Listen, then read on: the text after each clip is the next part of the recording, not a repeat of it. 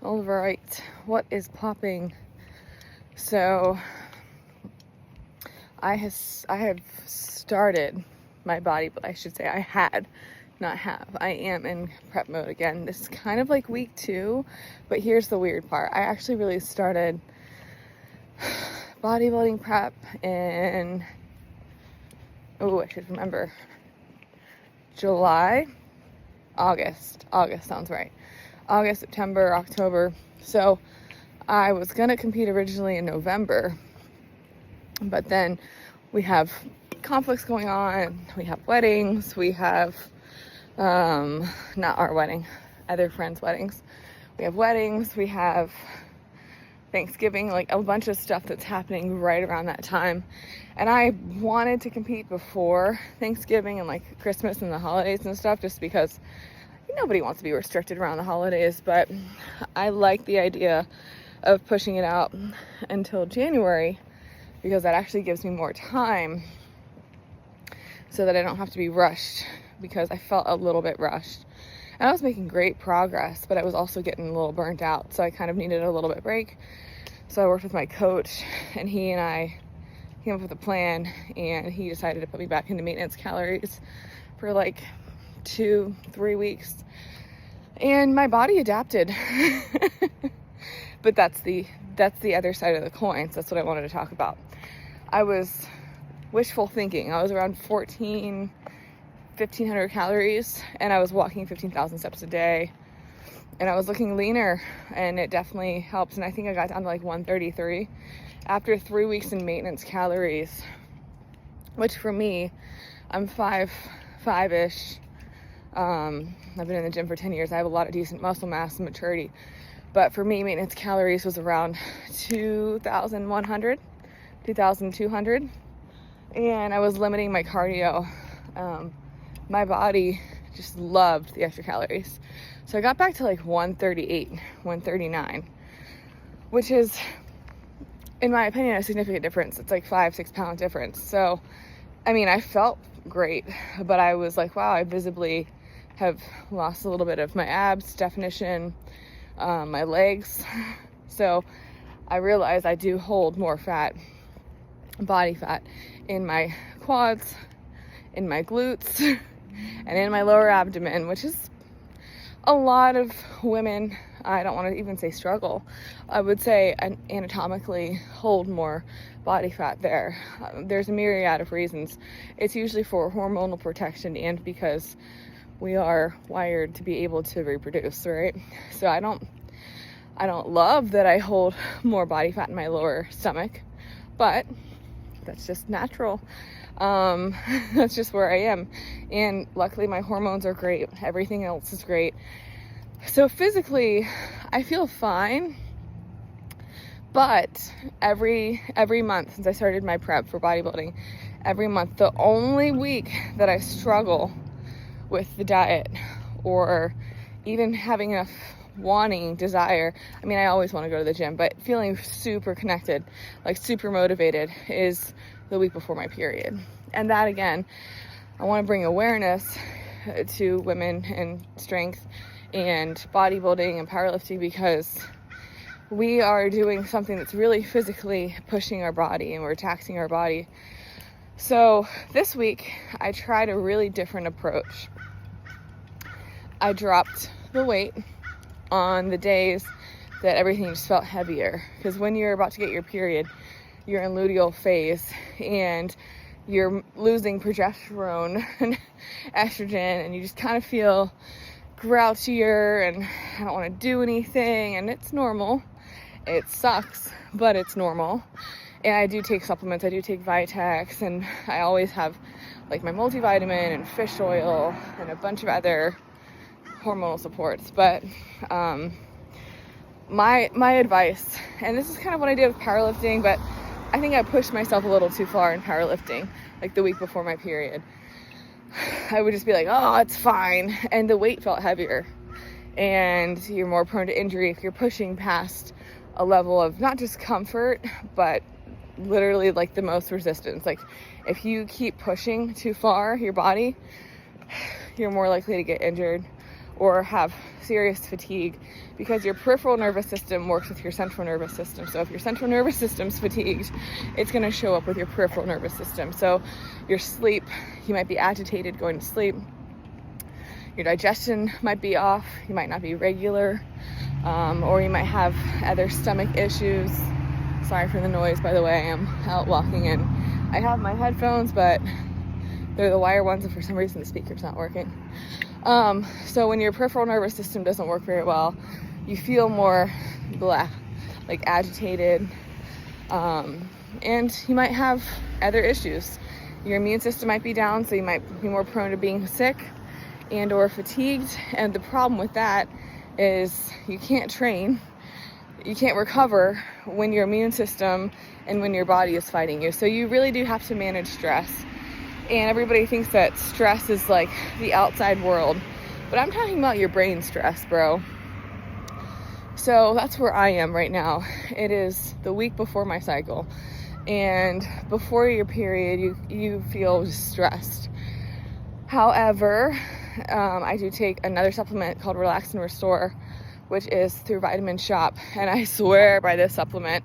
When I was teaching, my body was super inflamed. I was not getting enough sleep, and I was powerlifting, so I was definitely taxing it too much. And I started noticing breakouts on my jawline. Couldn't handle caffeine as well. My digestive system was off. So when you notice these peripheral nervous system changes, it means something is wrong. So I've listened to my body, and since listening to my body, I don't have skin issues. I've been sleeping much better, like 7, 8, even more than 8 hours of sleep a night. I don't have caffeine after 1 p.m. That's my golden rule. I'll do decaf coffee. But again, long story short, I'm realizing that before my weekly cycle, the only thing that really helps with cravings and with feeling blah and not wanting to train hard at the gym is by really looking at myself and trying to decompress. And I'm a type A personality, go.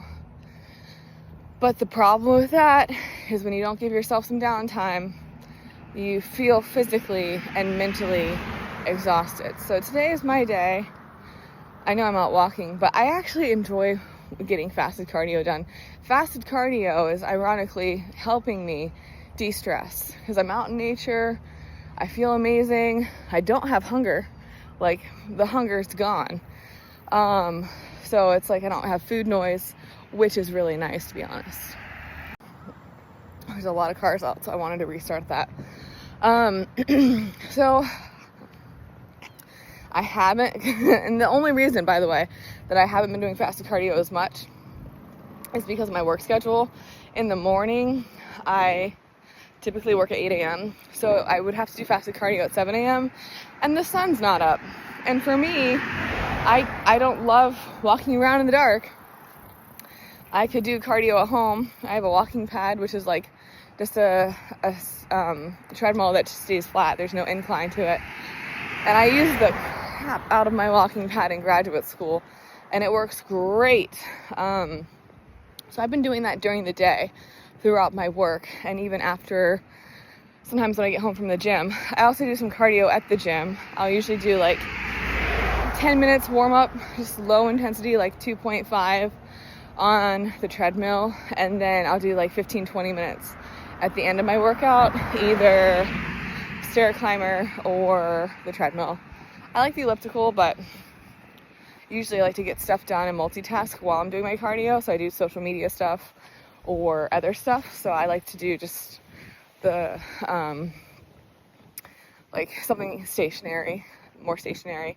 So I like the treadmill flat or just a little bit of an incline. So anyway, I'm basically in week 2 again, and I'm like, instead of 12 weeks out, I'm like 11 weeks out, and I'm trying to calm my nerves, because I think since it's my first bodybuilding show, the only anxiety I have is that I'm not going to be ready, or I'm not going to be like prepared, which is normal for most first-time bodybuilders. I'm sure that's how I felt when I first did my powerlifting competition. but I'm trying to step into the reality. I already have my suit. I already have my posing heels. I'm working on posing. I have a posing coach. She's actually competing today, so she's going to help me after her competition. So I know I'm going to have all my ducks in a row. I'm not super worried about that part. I'm more so, just like, I want to see how it's going to take. I don't know what's going to take. That's why I'm documenting this, because all I know right now is that I'm at like 1,800 calories and I'm doing 12,000 steps of cardio a day. And I'm working on the gym 5 days a week. And beyond that, I do have all my supplements.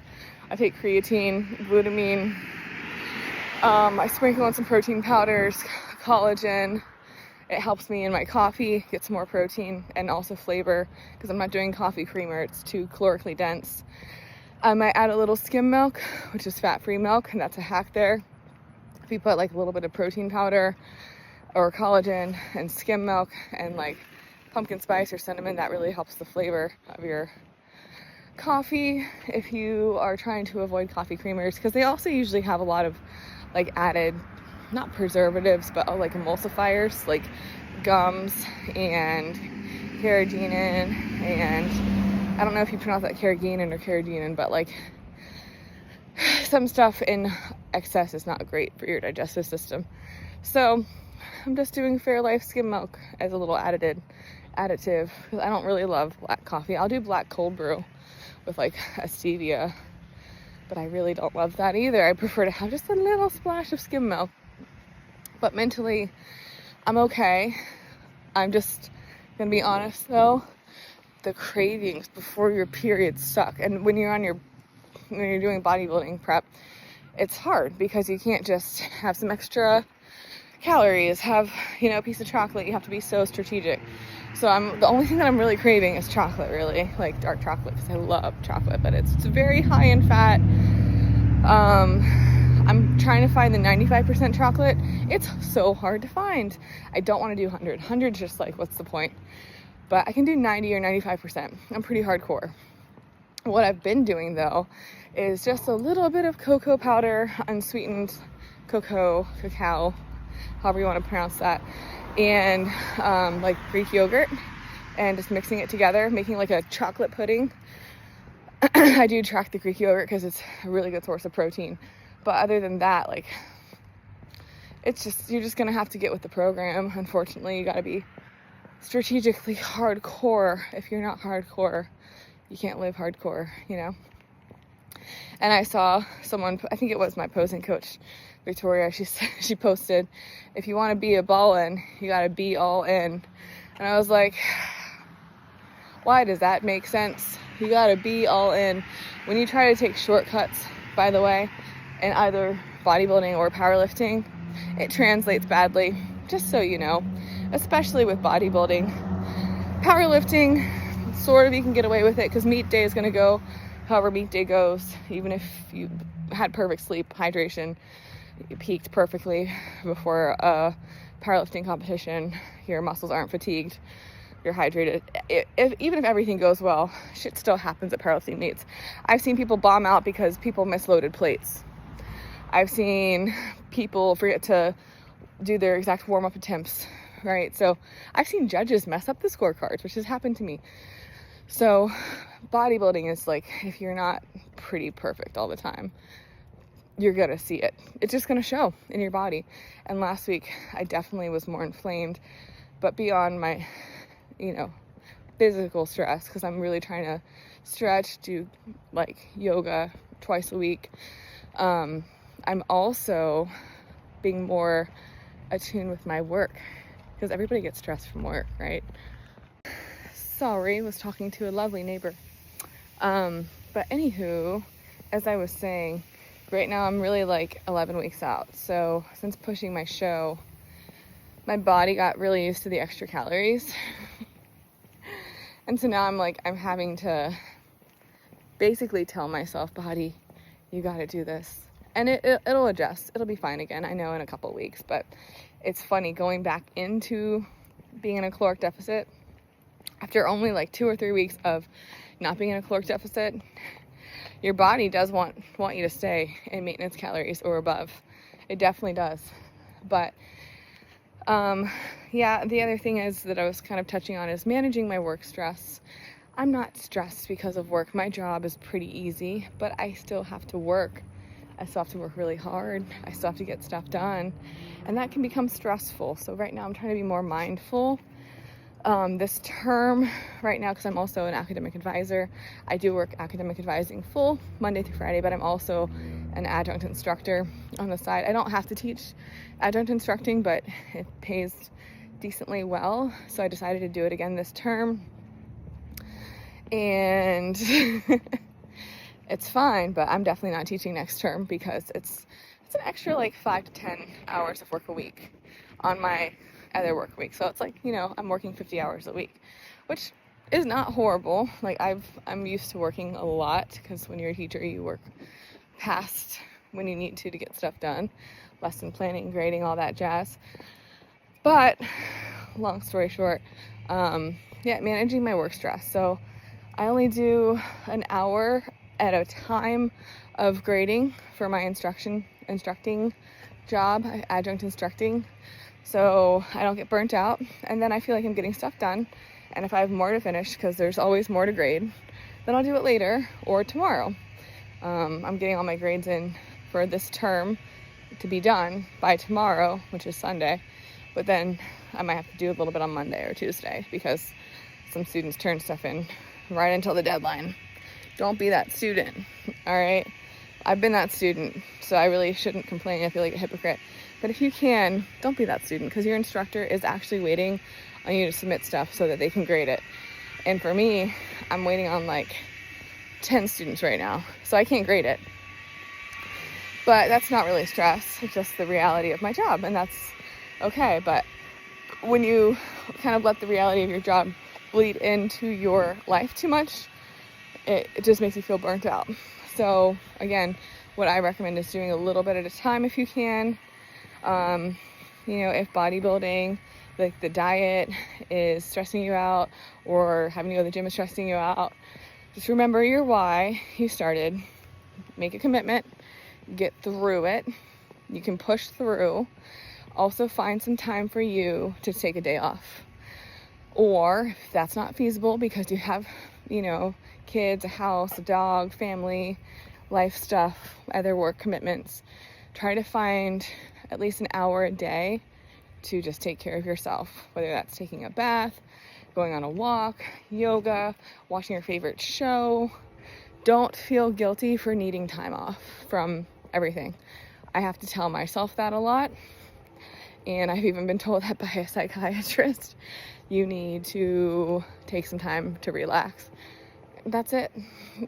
That's my only problem is, the guilt for taking time to relax, because I like feeling accomplished and getting stuff done. But as I've gotten older, I've had to come to the realization that you do need time to relax, or else you will have a crash out or get burnt out. Same thing, right? So my mental stress or anything like that I was experiencing, I think is kind of gone, which means there's a hand-in-hand hormonally, which means it's about to occur, the cycle. So, when PMS brain is real, bodybuilding PMS brain, I was talking to my friend about this because she's also going to do bodybuilding.